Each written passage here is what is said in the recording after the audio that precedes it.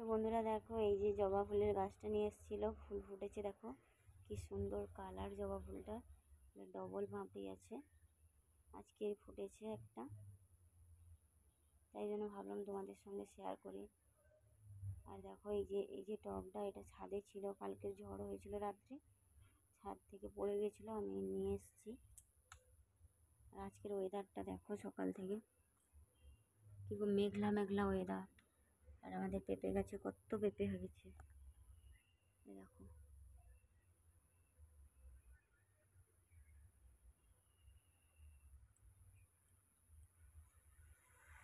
আজকের ওয়েদারটা বেশ ভালো, মেঘলা মেঘলা ওয়েদার।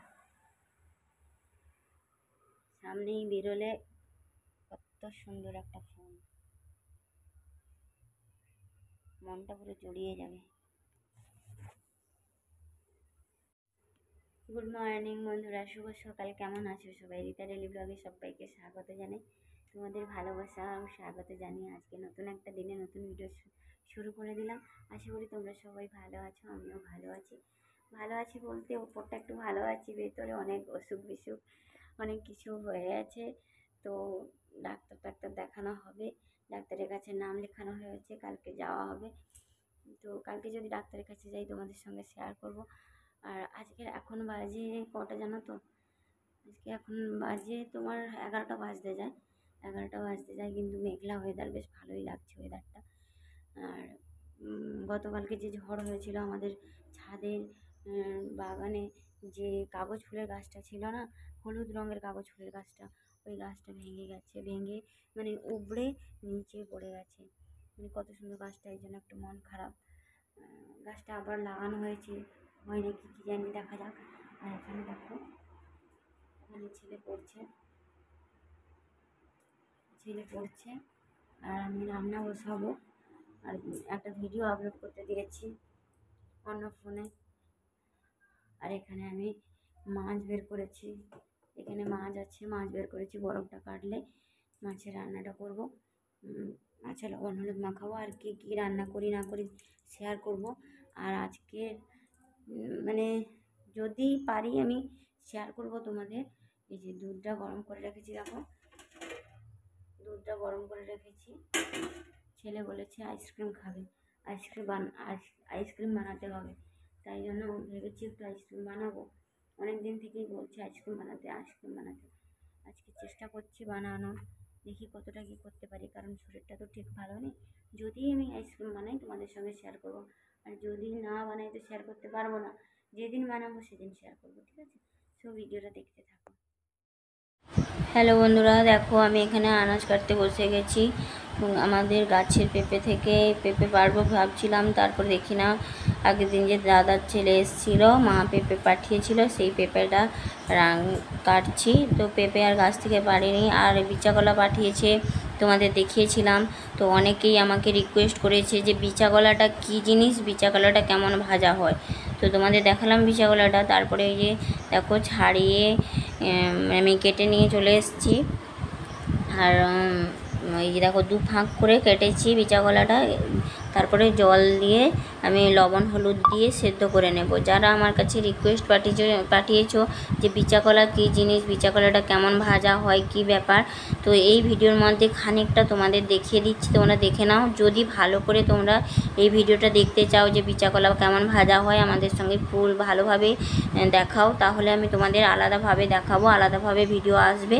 তো এখন দেখো আমি বিচাকলাটা লবণ হলুদ দিয়ে তোমার গ্যাসে ইন্ডাকশানে সেদ্ধ বসিয়েছি। আর বেলাও হয়ে গেছে, তোমাদের বলেছিলাম যে কটা বাজে, কী বলো তো, মানে এই ভিডিও এডিটিং করতে করতে বা লাইভ করতে করতে, এর লাইভে জয়েন হতে হতে তার লাইভে জয়েন হতে হতে এতটাই লেট হয়ে যাচ্ছে যে রান্না বান্নাও দেরি হয়ে যাচ্ছে, খাওয়াও দেরি হয়ে যাচ্ছে, কোনো সময় ঠিক ঠিকানা নেই। মোটামুটি যেরকম পারছি সেরকম করছি। এখানে সেদ্ধ বসিয়ে দিয়েছি বিচাকলাটা। আর দেখো মাছটা যে বের করে রেখেছিলাম, আগের দিন এনেছিল ভেটকি মাছটা, কিছুটা ভেটকি মাছ ছিল, সেই ভেটকি মাছ রান্না করব। আর চিকেন কিছুটা আছে, চিকেনটা রেখে দেবো। আর বেসিনে এক কাঁড়ি বাসন পড়ে আছে, কখন যে ধুবো আমি জানি না। আর এখানে দেখো উচ্ছা কুটেছি, ভাজবো, পটল বের করেছি। মোটামুটি কী কী রান্না করি তোমাদের সঙ্গে শেয়ার করব। সব কাটা হয়ে গেছে। এবার লবণ হলুদ মাখাবো। আর ভাত বসিয়ে দিয়েছি, বিচা কলা সেদ্ধ হয়ে গেছে। এবার কী বলো তো, বিচা কলাটা সিদ্ধ করে একটু সময়, বেশি সময় লাগে না বিচা কলা সিদ্ধ হতে, 10 থেকে 15 মিনিট সময় লাগে।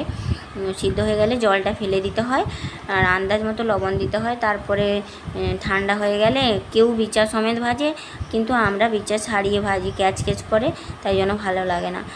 মানে লঙ্কা পেঁয়াজ বাটা দিয়ে যেরকম ভাজা হয় আর কি, ভেজে নেওয়ার পরে লঙ্কা পেঁয়াজটা লাস্টের দিকে দেওয়া হয়, দিয়ে নামিয়ে দেওয়া হয় ভালো করে একটু তেল দিয়ে ভেজে। এই দেখো, দেখতে পাচ্ছ এই সিদ্ধ হয়ে গেছে। এইরকম সিদ্ধ হয়ে গেলে এরকম চলে আসবে। আর এদিকে আমার ভাতও ফুটে গেছে, মানে দেরি হয়ে গেছে, একা হাতে কোন দিকে যাব কোন দিকে যাব না, সেই জন্য দুদিকে বসিয়ে দিয়েছি। একদিকে ভাত বসিয়েছি আর একদিকে কড়াইতে অন্যান্য রান্নাগুলো করে নেব। আর একদিকে কী করছি, কড়াই গরম হতে হতে বেসিনে গিয়ে 2-1টা বাসন ধুয়ে নিচ্ছি। মোটামুটি এইভাবেই আমার কাজ বাজ চলে সারাদিনের। তো সবাই ভাবে হয়তো কিছু কাজ করে না, এমনি বসে বসে মোবাইল দেখে, কিন্তু তোমাদের সঙ্গে যেসব ভিডিওগুলো শেয়ার করি তোমরা দেখতেই পাও। কাজ না করলে খাবো কি। আর এই দেখো, ফোনটা হাতে নিয়ে চলে এসেছি, একজনের লাইভটা জ্বালিয়ে রেখে দিয়েছি। আর এখানে বিচা কলার, এ দেখো বিচাগুলো ছাড়াচ্ছি। আর কড়াইতে পটল টটলগুলো যেগুলো আছে সেগুলো ভেজে নেবো। দেখো বিচাটা ছাড়িয়ে নিচ্ছি, দেখতে পাচ্ছ। তো এইরকমভাবে ভাজা হয়। তো তোমরা পুরো ভিডিওটা দেখতে থাকো। আর তোমাদের প্রথমেই আমি শেয়ার করেছি যে আগের দিন ঝড় হয়েছিল, তারপরে বাইরের অবস্থাটা কি, মানে ঝড় হয়ে যাওয়ার পরে বাড়িঘরের যে অবস্থা থাকে ভীষণ করুণ, চারদিকে নোংরা টোংরা হয়ে পড়ে থাকে। সেগুলো পরিষ্কার টরিষ্কার করে যখন কাজ শুরু করব অনেকটাই লেট হয়ে যায়। এই কারণেও আমার আজকে লেট হয়ে গেল। তো দেখো, এখানে পটলটা ভাজতে দিচ্ছি আর সাথে সাথে বিচা কলাটার বিচাটাও ছাড়িয়ে নিচ্ছি। তো দেখতে থাকো, ঠিক আছে।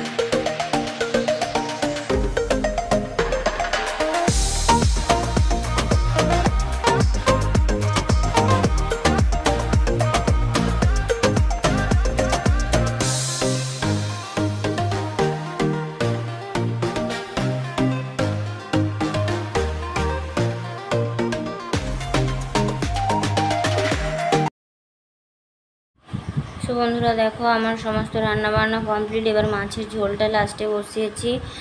এখানে মাছও ভাজা হয়ে গেছে। আর অনেকের রিকোয়েস্টেড ভিডিও বিচা কলা ভাজাটা, সেটাও অল্প স্বল্প দেখালাম। যদি কারোর আরও ডিটেলস জানতে ইচ্ছে হয় তাহলে আমাকে কমেন্টে অবশ্যই জানিও বিচা কলাটা কেমন ভাজা হয়, কেমন কাটা হয়, কীরকম বিচা কলাটা দেখতে প্রথম থেকেই আমি তোমাদের দেখাবো। এখানে বেশি দেখালাম না, ভিডিও অনেক বড় হয়ে যাচ্ছে।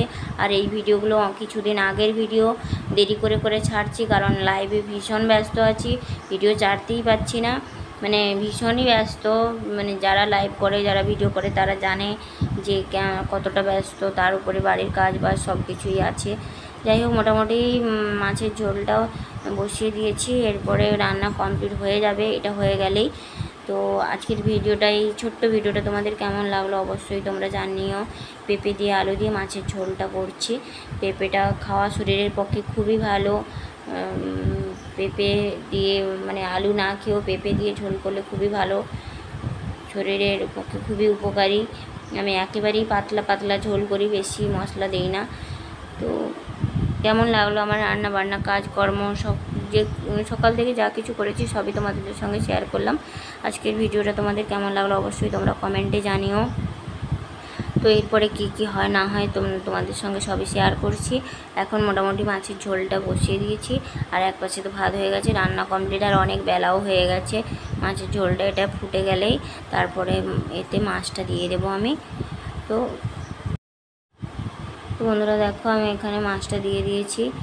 আর এই মাছের মাথা দিয়ে ভেবেছিলাম যে একটা তরকারির মতো করব, কিন্তু এত সময়ের অভাব যে আর মাছের মাথা তরকারিতে দেওয়া হলো না, তাই মাছের ঝোলে দিয়ে দিয়েছি। তো যে পারে খাবে। আর ভেটকি মাছের মাথাটা আর একটা চাকা ছিল সেটাও দিয়ে দিয়েছি ঝোলে। আর বেশি মাছ নেই, আর আমার একেবারে মাছ এখন খেতে ভালো লাগছে না, তাই জন্য মাছ খাচ্ছি না। আর পুজো পাঠ হচ্ছে তাই ডিমও হচ্ছে না, এই মাছ দিয়েই চলবে। মোটামুটি ঝোল ফুটে গেছে বলেই মাছটা দিয়েছি। আলু এখনও সেদ্ধ হতে একটু বাকি আছে, আর একটু ঝোলটা ফুটবে, তখন মাছের ঝোলের কালারটা চলে আসবে। এখন একটু সাদা সাদা লাগছে। তো যাই হোক, আজকের ভিডিওটা এই পর্যন্ত, আর বেশি বড় করব না। পরের ভিডিওতে চোখ রেখো, আশা করি ভালো লাগবে তোমাদের।